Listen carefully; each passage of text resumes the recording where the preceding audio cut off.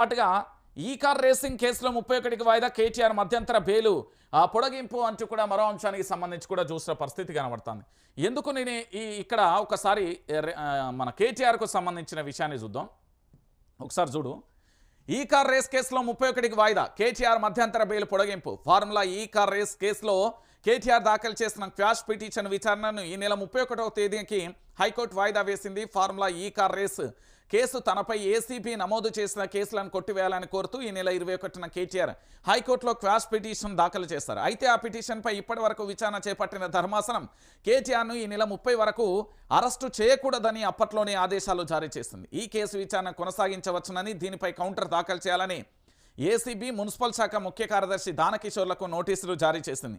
ఈ క్రమంలో శుక్రవారం కేటీఆర్ క్వాష్ పిటిషన్ మరోసారి విచారణ చేపట్టిన హైకోర్టు ఆ కేసు విచారణ మంగళవారానికి వాయిదానం వేసింది. ఈ కేసులో కౌంటర్ దాఖలు చేసేందుకు మరికొంత సమయం కావాలని కోరడంతో న్యాయమూర్తి విచారణకు వాయిదా వేసినట్లుగా తెలిపారు. దీంతో పాటు ఈ నెల 31 వరకు కూడా కేటీఆర్ను అరెస్టు చేయకూడదని పోలీసులను హైకోర్టు ఆదేశించింది అంటూ కూడా చెప్పిన పరిస్థితి కనబడుతుంది.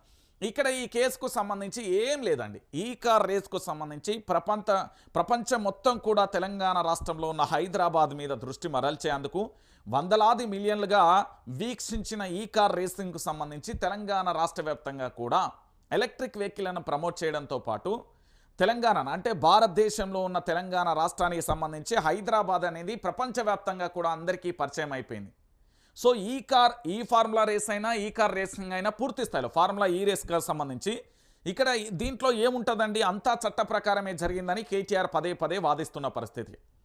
ఈ ఫార్ములా రేస్కు సంబంధించి పూర్తి స్థాయిలో ఈ కార్ రేసింగ్లలో ఏదైతే మున్సిపల్ శాఖకు సంబంధించి దీనికి ఈ పూర్తి స్థాయిలో ఈవెంట్ చేసిలో దానికి రాజ్యాంగబద్ధంగానే నిధులు అనేది మా పూర్తి స్థాయిలో కూడా ట్రాన్స్ఫర్ చేశారు అంటూ కూడా చెప్పిన పరిస్థితి కనబడుతుంది.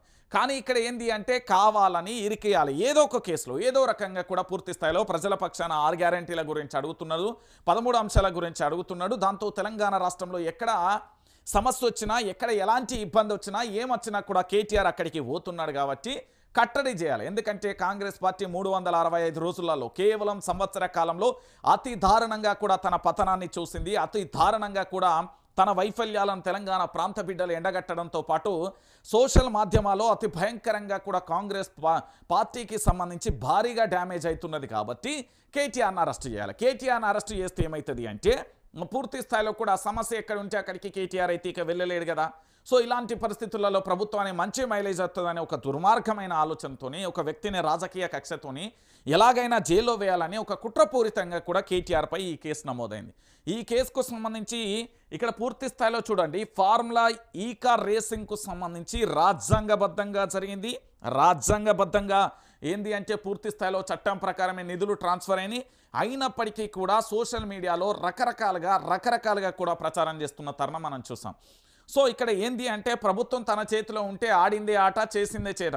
ఇప్పుడు ఇదే నమస్తే తెలంగాణ ట్యాగ్ లైన్ పెట్టి ఆ ఉప్పల్ బాలు వాళ్ళందరినీ పెట్టిలు కదా, సేమ్ అదే పేపర్ పెట్టి యనుమల రేవంత్ రెడ్డి గారి యనుమల రేవంత్ రెడ్డి గారి ఫోటో వేసి అవన్నీ చేస్తే ఎన్ని కేసులు నమోదు చేస్తూ అంటే మీరు ఒకసారి ఆలోచించాలి. రాజ్యం మన చేతిలో ఉన్నప్పుడు మనం ఏదైనా ఆట ఆడితే అన్నట్టుగా కాంగ్రెస్ ప్రభుత్వం మూర్ఖత్వమైన ధోరణితో పోతుంది. కాలం ఖచ్చితంగా సమాధానం చెప్తుంది. యనుమల రేవంత్ రెడ్డి గారికి కాంగ్రెస్ ప్రభుత్వానికి గట్టి సమాధానం చెప్తుంది. తెలంగాణలో మళ్ళా పాతరెత్తే జీవితకాలంలో తెలంగాణలో కాంగ్రెస్ పార్టీ అనేది కనుమరుగైపోతుంది. ఇక జీవితకాలంలో మనకు కనిపించదు వినిపించదు. గుర్తుపెట్టుకోరు. నేను చెప్తున్నా కదా, తెలంగాణ ప్రాంత బిడ్డలందరికీ చెప్తున్నా, ఈ కార్ రేసింగ్కు సంబంధించి 31కి వాయిదా పడవచ్చు. దీనికి కేటీఆర్కు మధ్యంతర బెయిల్ వచ్చినప్పటికీ కూడా క్లియర్గా కూడా సర్పంచ్ ఎన్నికలలో బీఆర్ఎస్ పార్టీ హవా కొనసాగుతుంది. దాంతోపాటుగా పూర్తి స్థాయిలో తెలంగాణ రాష్ట్ర వ్యాప్తంగా 2024 ఇది రేవంత్ రెడ్డి అండ్ టీం మొత్తం రాసి పెట్టుకోరు. 2028లో కొడంగల్ నియోజకవర్గం నుంచి ముఖ్యమంత్రి యనుమల రేవంత్ రెడ్డి ఓటమి పట్నం నరేందర్ రెడ్డిలో ఖాయం. దాంతోపాటు మంత్రులు ఇప్పుడు మంత్రులుగా చేస్తున్న వాళ్ళు ప్రతి ఒక్కరూ కూడా భయంకరమైన ఓటమిని చూడబోతారు. కాంగ్రెస్ పార్టీ ఇంత దరిద్రంగా ఉంటుందా అని తెలంగాణ ప్రాంత బిడ్డలే నిరూపిస్తారు. ఆనాడు పూర్తి స్థాయిలో కూడా బీజేపీకి లోక్సభలో 3 సీట్లు వస్తే ఎంత దారుణంగా అవహేళన చేసిందో ఈరోజు బీజేపీ పరిస్థితి ఏందో కూడా మనందరికీ తెలుసు. అలాగే ఖచ్చితంగా కూడా ఇక్కడ బీఆర్ఎస్ పార్టీ గెలుపోవటంలో కేవలం 4 లక్షల పైచీలకు 1% ఓట్లతోనే ఓడిపోయింది. అయినంత మాత్రాన కాంగ్రెస్ పార్టీ అనేక రకాలుగా బీఆర్ఎస్ పార్టీ మీద కుట్రలు చేస్తుంది. 2028లో కాంగ్రెస్ పార్టీ పాతాళంలోకి పోకపోతే అడుగురు, తెలంగాణ ప్రాంత బిడ్డలే చేస్తారు.